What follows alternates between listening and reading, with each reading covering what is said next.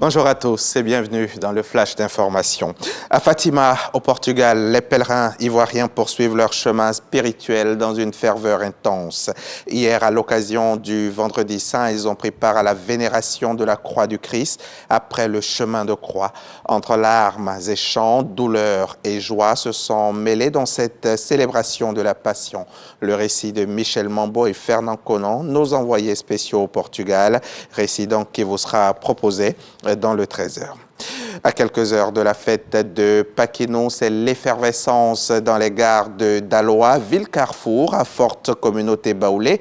Des centaines de passagers se bousculent pour rejoindre leur village d'origine. Beaucoup sont planteurs, vivant en brousse, prêts à affronter les conditions parfois difficiles du voyage. Une ruée massive que nous racontera Eugène Atoubé tout à l'heure dans le 13h également. Ils n'auront pas ramené le trophée, mais ils sont sauvés. Ils ont sauvé l'honneur. Les Éléphantos U17 terminent troisième de la CAN au Maroc. Ils ont battu le Burkina Faso au tir au but, 4-1 dans un match à haute tension remporté avec brio. Une performance qui récompense leur parcours avec en prime le titre de meilleur joueur pour leur gardien Christ Kouassi. Retour sur ce match de classement avec nos envoyés spéciaux Jean-Sylvain Esso, Barnabé Conan.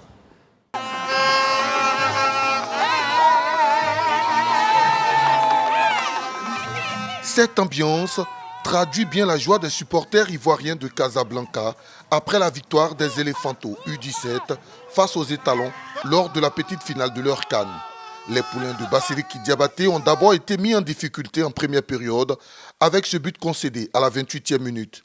Ils reviennent dans le match grâce à leur star Alino Aïdara qui termine comme meilleur artificier de la compétition avec cette réalisation.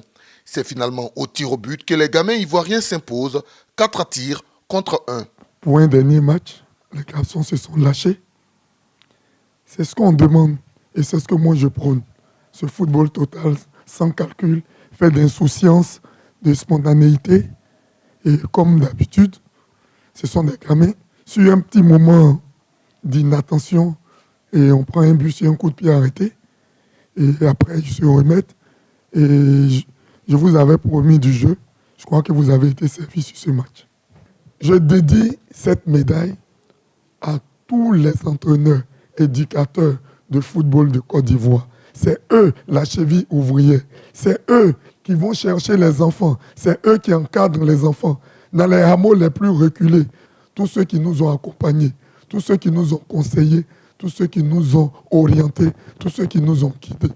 La liste serait très exhaustive. Les Éléphantos décrochent la médaille de bronze et se mettent en confiance avant le mondial de leur catégorie qu'ils disputeront en novembre prochain au Qatar.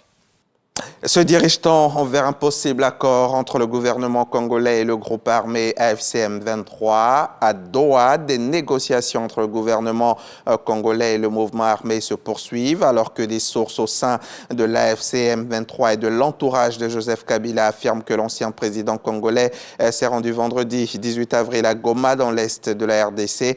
Washington dit intensifier ses efforts pour une désescalade. Les États-Unis mettent toute leur pression diplomatique et économique à la fois sur Kinshasa et sur Kigali. L'un des points de blocage portait sur la nature du conflit. La FCM23 insiste pour que son cas soit traité séparément du différend entre la RDC et le Rwanda.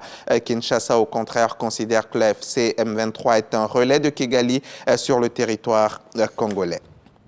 Des figures de l'opposition en Tunisie ont été condamnées à de lourdes peines de prison cette nuit dans le cadre d'un procès pour complot contre l'État. Le verdict est tombé à l'aube ce samedi matin. Les accusés ont été condamnés de 13 à 66 ans de prison. Le détail des peines par individu n'a pas été dévoilé. L'homme d'affaires et lobbyiste Kamel El Tayef, le militant pro-démocrate Kayam Turki et l'ancien ministre de la Justice et cadre du parti islamiste Ennahda Nourdine Biri ont probablement été les plus sévèrement punis. Ils risquaient jusqu'à la peine de mort.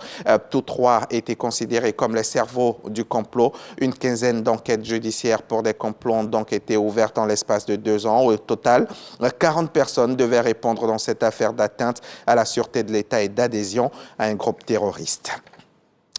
La Cour suprême des États-Unis a émis ce matin même, samedi, une ordonnance tenant le gouvernement de Donald Trump de suspendre les expulsions de migrants vénézuéliens soupçonnés d'appartenir à un gang criminel en vertu d'une loi de 1798, et ce jusqu'à nouvel ordre.